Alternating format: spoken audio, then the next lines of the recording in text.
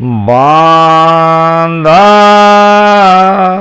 मोख जी के जन जासी, बांधा मोख जी के जन जासी, जारे नाव उदे वो घट में, जारे नाव उदे वो घट में, बोर न भवा जड़ासी,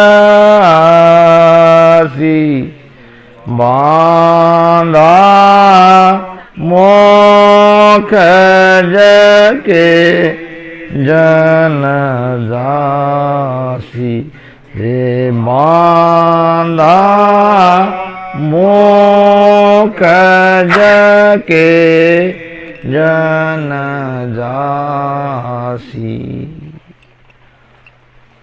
बांधा मोक जके जन जासी। महाराज बांधा के हृदय में ऐसे सभी भक्ति करने वाले हंस आत्माओं को कह रहे हैं, मोक्ष में कौन जाएगा? तो जारे नाव उदय हुओ घट में, बोरन भवजड़ आसी।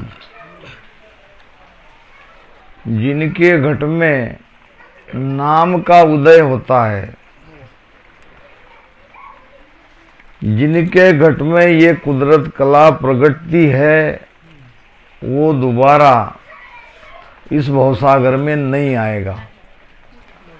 हाँ, जन्म ले सकता है एक दो, जात जात आनंद पद जासी, आगे पीछे सोई, मिनका देह बिन और देह ना, ओ हंस धरे न कोई।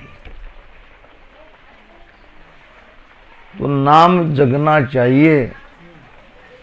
अब नाम कैसे जगता है, क्या है इसका भेद? महाराज कहते हैं,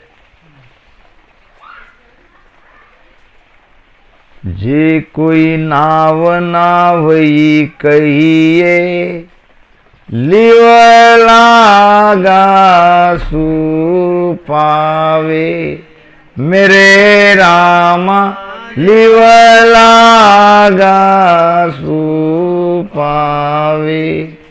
तन के बाहर करता ढूंढे, तन के बाहर करता ढूंढे, से सब भूला जावे।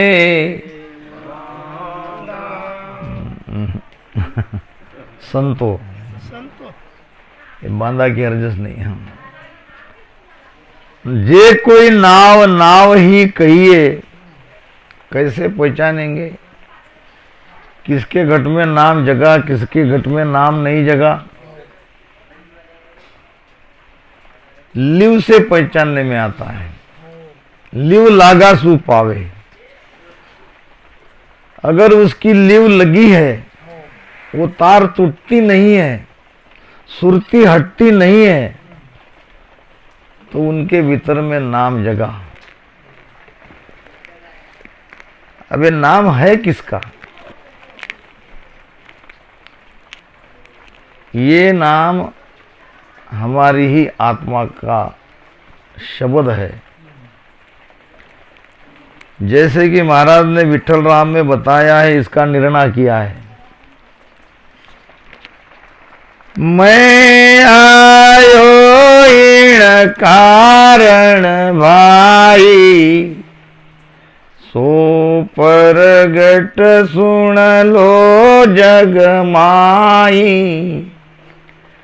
निअंचर खांडो सुन होई, ओ ब्रह्म को नाम कहे नहीं कोई, सोने अंचर दे मुझ ताई, सतगुरु भेजो या जुग माई, आत्म हंस जाय के ल्याओ, पार ब्रह्म के लोक पठाओ।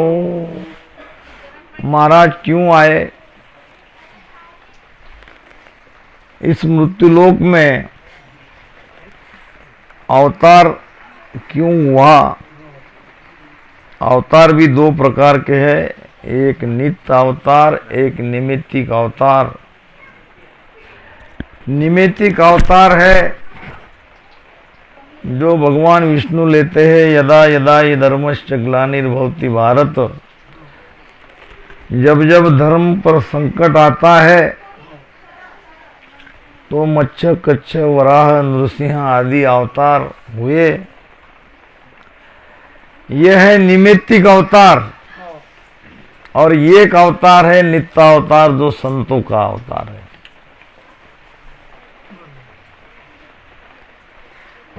अगर संत इस भूमि पर नहीं रहते तो संसार जलता, पूरा संसार जल जाता।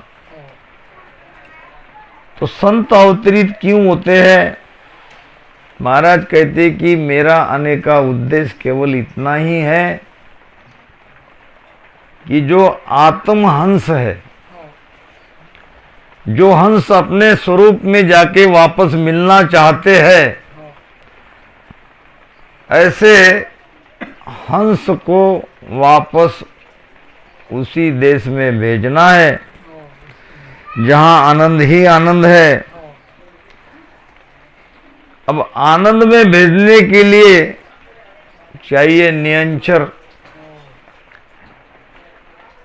अब सो नियंचर दे मुझ ताई, ये नियंचर मुझे परमात्मा ने मेरे साथ भेजा।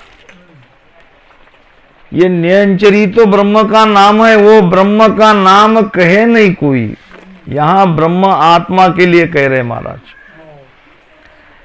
ये हमारी आत्मा का ही शब्द है जो वापस हमें हमारे स्वरूप तक, हमारी आत्मा तक ले जाता है। सुरती और आत्मा में फर्क है। बहुत लोग सुरती और आत्मा को एक ही कहते हैं।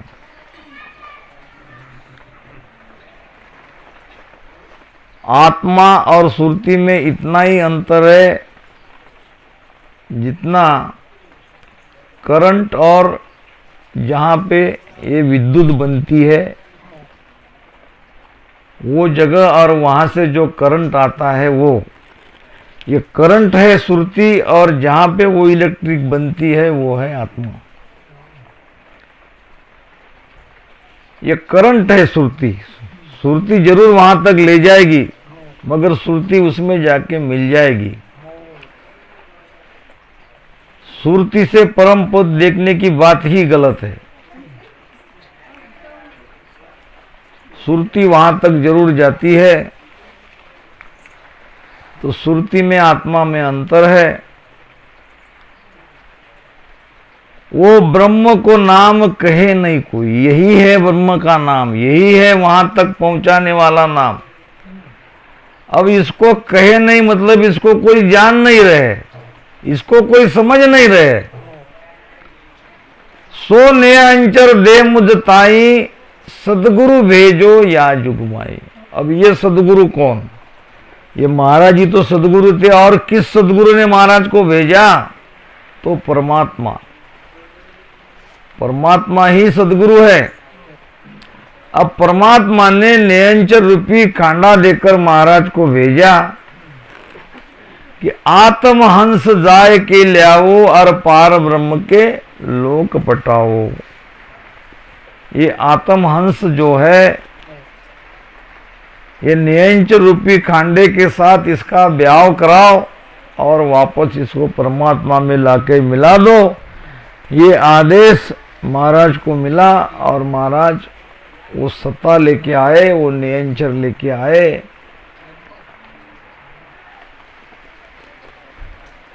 तो जब तक लीव लगती नहीं है तब तक ये प्रमाणित नहीं होता है कि हमारे भीतर नियंचर आया।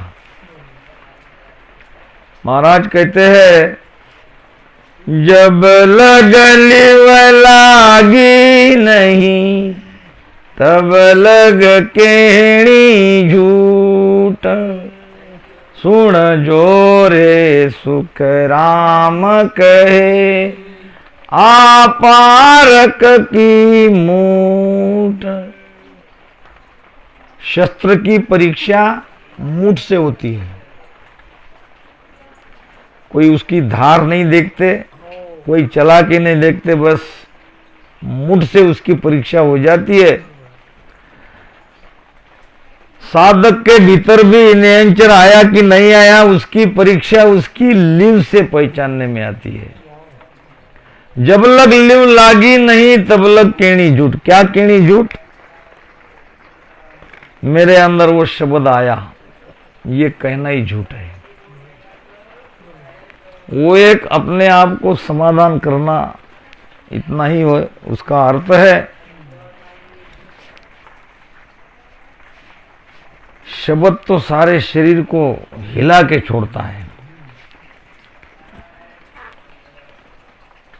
शब्द इतना जबरदस्त है कि सारा शरीर धूजने लगता है। कहते हैं कि एक जवान लड़की अपनी दादी से पूछती थी, दादी दादी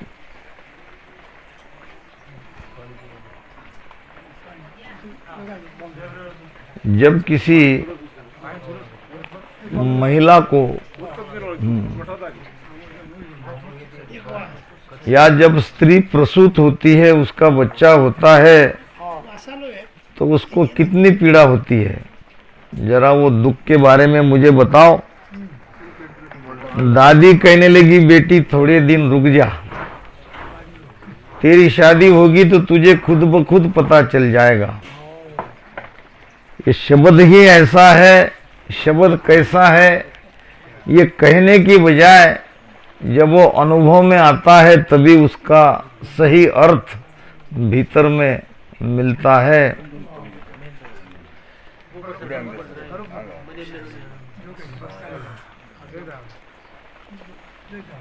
बांदा मोक जके दन जासी, जारे नाव उदय वो घट में, बौरन भौजल आसी। कुदरत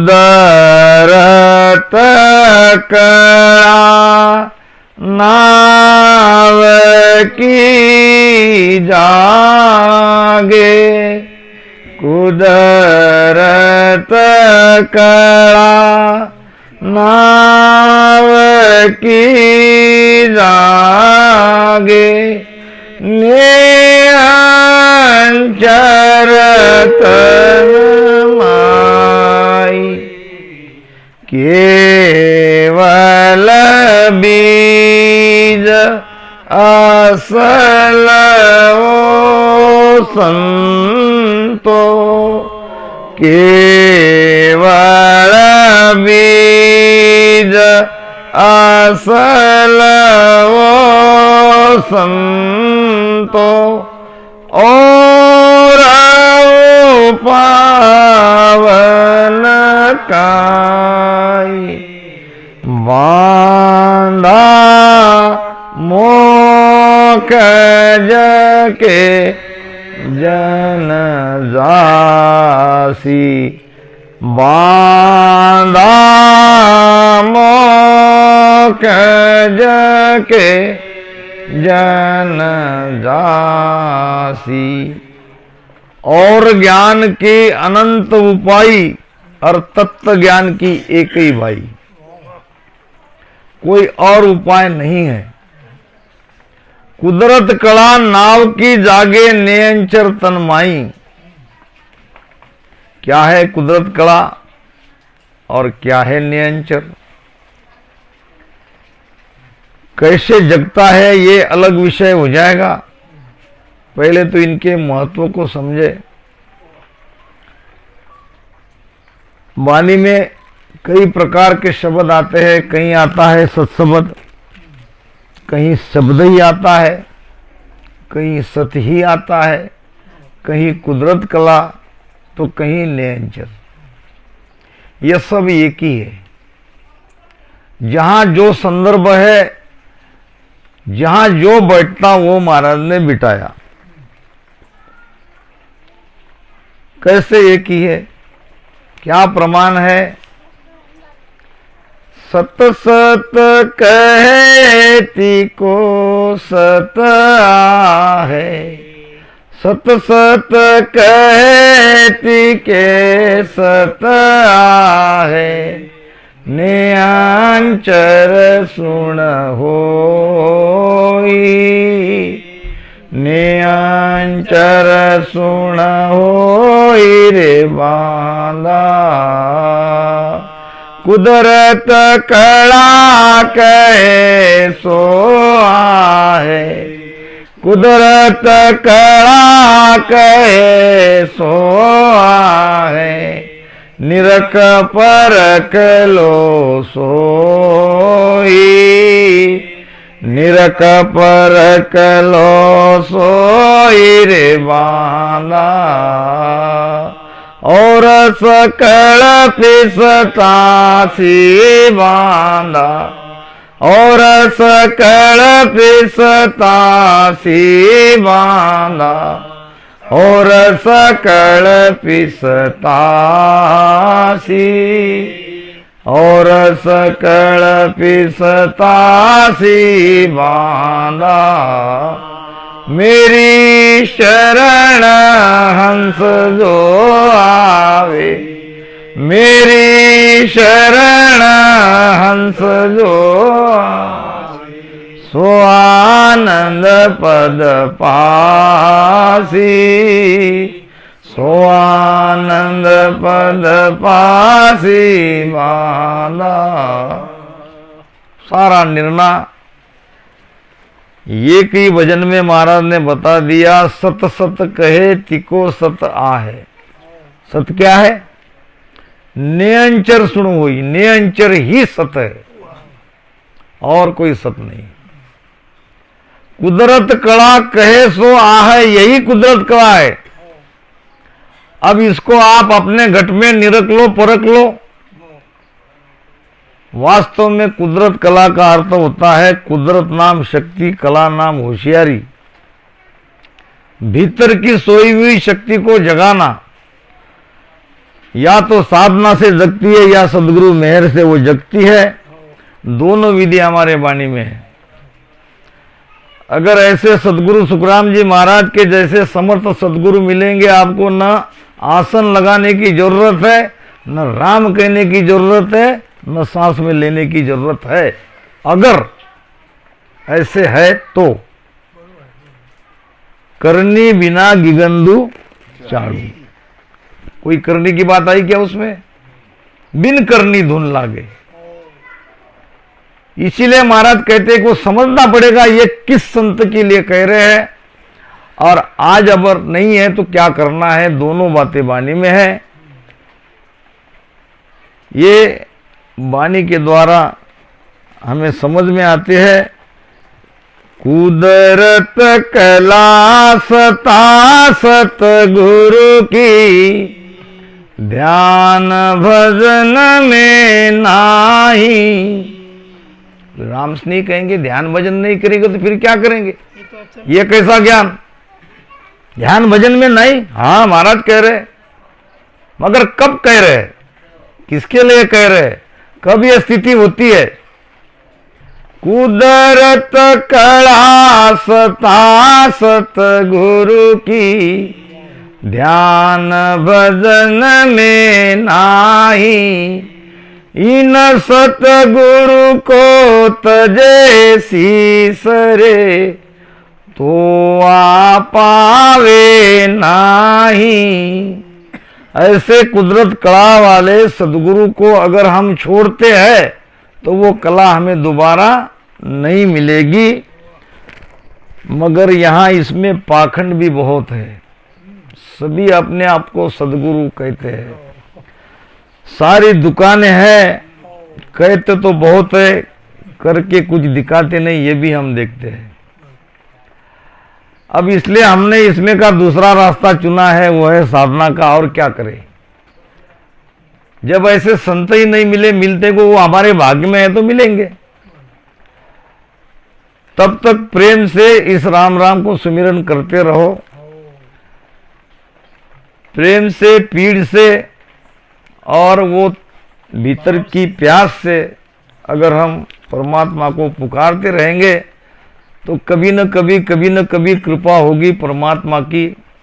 जैसे कि कबीर साहब कहते हैं, द्वार धड़ी के पड़े रहो, धक्का धड़ी का खाय, कबू एक आण निवाजई, भणक पड़ेगी आय।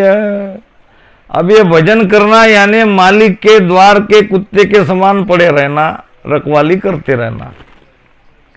अब कभी न कभी तो मालिक देखेगा, अरे इस कुत्ते को रोटी खिलाया कि नहीं किसी ने। भनक तो कभी न कभी पड़नी है, क्योंकि पहला ऑप्शन हमारे पास अभी नहीं है। इसलिए अब भजन ही करना पड़ेगा। सुन सुन मेरो ज्ञान रे, की जो शब्द विचार। अब ज्ञान सुन के शब्द का विचार करो, वो शब्द है क्या। अब वो शब्द आप कैसे प्रकट होगे। आजो सब सतलोक में मत पड़ रही जो हार। अब संत नहीं है, अब सदगुरु नहीं है, अब क्या करे। हार के निराश मत हो, अब ज्ञान खोजो। ज्ञान में वो भेद आपको मिलेगा। ज्ञान खोज हृदय धर लीजे, और निरस बात कोई नहीं कीजे। सो सूरा सायब मन भावे, और तीन लोक जाको दस गावे। अब ये वाणी ही हमारे लिए साक्षात भगवान है। इसमें एक एक वचन हमें भेद की ओर जरूर ले जाएगा। तो महाराज कहते हैं, मोक्ष में जाने के लिए केवल का बीज आना चाहिए। जो बीज आएगा, एक बीज है माया का, एक बीज है केवल का। बीज अगर केवल का हमारे हाथ आया तो हम केवल में जाएंगे। अब केवल का बीज क्या है। कुदरत कला नाम की जागे नियंचर तन्माई। ये नियंचर जो घट में जागृत होता है, यही केवल का बीज है। केवल को सुन बीज गेब सु जन्मे आवे, और ना करनी के माय ज्ञान सु कदे न पावे। ये पहले सदगुरु के लिए महाराज ने कहा है। ये गेबो, गेबो किसको कहते हैं। गुप्त, गेबो नाम गुप्त, पता नहीं चलता, बस आ जाता है। अब न करनी में है न वो ज्ञान में है। अब साधना में तो निश्चित नहीं। मगर जब ऐसे सत्ताधारी संत मिले महाराज के जैसे, एक पलक में पहुंचाने वाले, तब की बात है।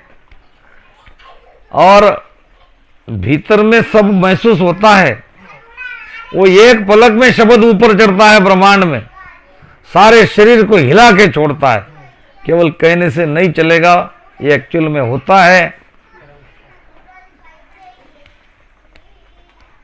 यही केवल का बीज है। और महाराज कहते हैं कि दूसरा कोई उपाय नहीं है। अगर मोक्ष में जाना है तो आपके पास बीज चाहिए, और बीज है कुदरत कला निरंतर जागृति। अब ये बीज हमारे भीतर आया कि नहीं आया, इसकी पहचान क्या?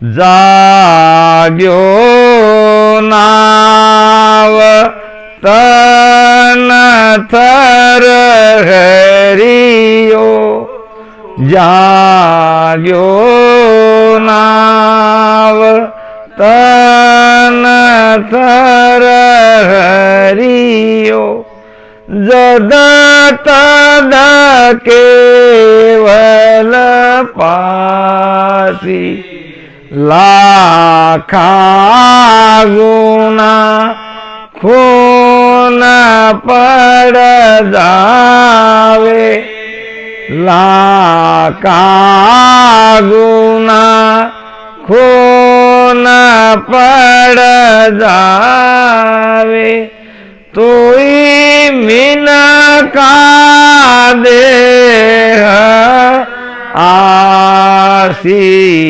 बांधा मोक जके जन जासी, बांधा मोक जके जन जासी।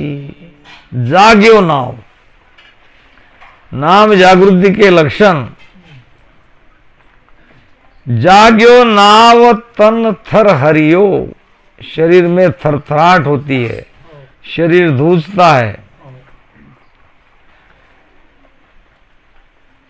एक जगह बड़ी सुंदर बात महाराज ने बताई है, जैसे बुखार से शरीर धूसता है, शब्द से भी ऐसी स्थिति आती है। अब उसमें भी बुखार सबको आता तो है एक सरीसा, मगर सहने की शक्ति किसी में ज्यादा है, किसी में कम है। कोई बहुत जोर से धूसता है और कोई कम धूसता है। कोई बुखार को सह लेता है, कोई सह नहीं पाता, ऐसे भी है। मतलब शरीर धुसना जरूरी है, शरीर धुसता है। अब सवाल यह है कि शरीर धुसता क्यों है? एक है बाहर की सृष्टि, एक है भीतर की सृष्टि। कहते हैं कि बाहर की सृष्टि शेषनाग पे बैठी है, कहते हैं ना, और ये शरीर की सृष्टि भी शेषनाग पे ही बैठी है। यहां रीढ़ की हड्डी की सबसे आखिर हड्डी जो माकड़ हाड़ कहते हैं, उसके नीचे बैठा है शेषनाग। सारा शरीर ये रीढ़ के हड्डी के भरोसे है। हमारी सारी आत्मिक शक्ति ये रीढ़ की हड्डी के भीतर में है। जब डॉक्टर कोई मेजर ऑपरेशन करता है तो रीढ़ की हड्डी में ही इंजेक्शन देता है, नहीं तो वो नहीं कर सकेगा, क्योंकि चेतन हो जाने का खतरा है। बेहोशी तभी बुरी बेहोशी होगी जहां हमारी आत्मिक शक्ति है, उसको वहां से बेहोश करो तो क्लोरोक्विन, हाँ, वो इंजेक्शन वहां दिया जाता है। तो रीढ़ के हड्डी पे सारा शरीर है और रीढ़ की हड्डी वो शेषनाग पे टिकी है। अब जब सांसों सांस में राम राम करते हैं या सदगुरु मेहर से हमारे भीतर नाम जगता है तो श्वासा की गति एकाएक तेज हो जाती है। नाम जगने के पहले जब भजन में प्रेम उमड़ता है तो श्वासा की गति एकाएक तेज हो जाती है। वो तेज होने से यहां नाभि में श्वासा का अमाव होना और वो श्वासा की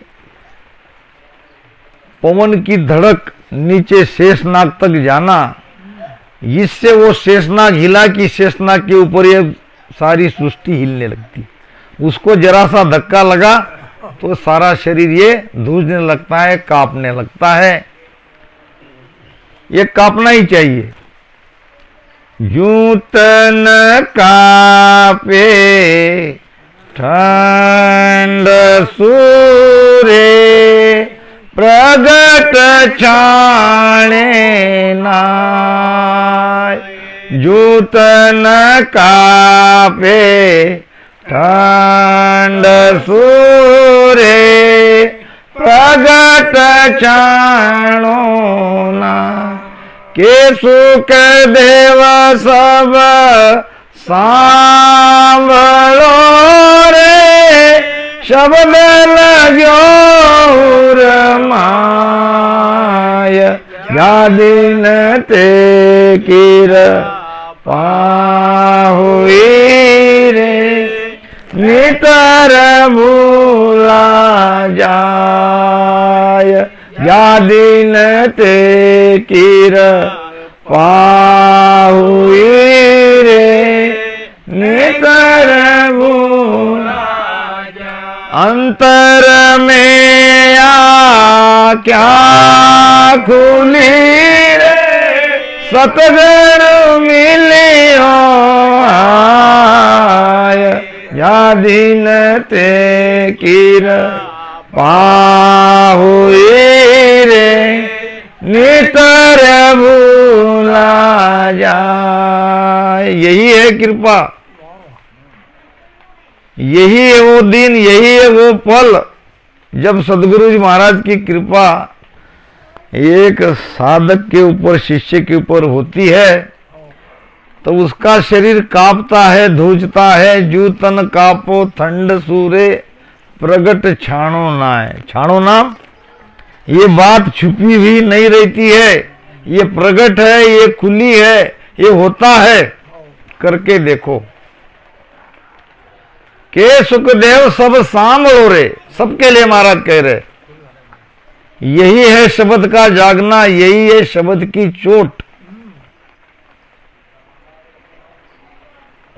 कहते ना, लाख बात की एक बात है प्रगट केऊ बजाई बे। अब सदगुरा जिसु मन दूजन लागे जब बंसी घटमाई बे। ये घट में तब बात बनती है जाग्यो नाव तन थर हरियो जद तद। जद तद यानी क्या? जद तद क्या?